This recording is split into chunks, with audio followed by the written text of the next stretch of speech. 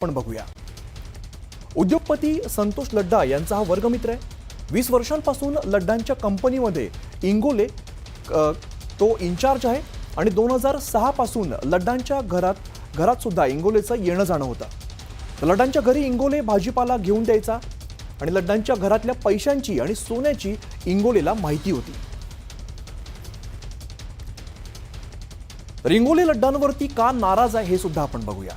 काही महिन्यांपूर्वी संतोष लड्डा यांच्या वडिलांचं निधन झालेलं आहे आणि इंगोले कंपनीत न सांगता लड्डांना भेटायला गावी रवाना झालेला आहे। इंगोलेला कंपनीतून अनेक कॉल आलेले आहेत पण इंगोलेने उत्तर दिलेलं नाहीये। कॉल करणाऱ्यालाच इंगोलेकडून शिवीगाळ करण्यात आलेला आहे। इंगोलेच्या वर्तनावरून लड्डा हे संतप्त झाले होते आणि शिवीगाळ प्रकरणी माफी मागण्यासुद्धा सांगितलेलं होतं। तर माफी मागायला सांगितल्याचा इंगोलेला राग होता आणि या रागातून या सगळ्या घडामोडी झालेल्या आहेत आणि या रागातूनच लड्डाच्या घरातील सोन्याची माहिती उघड केलेली आहे।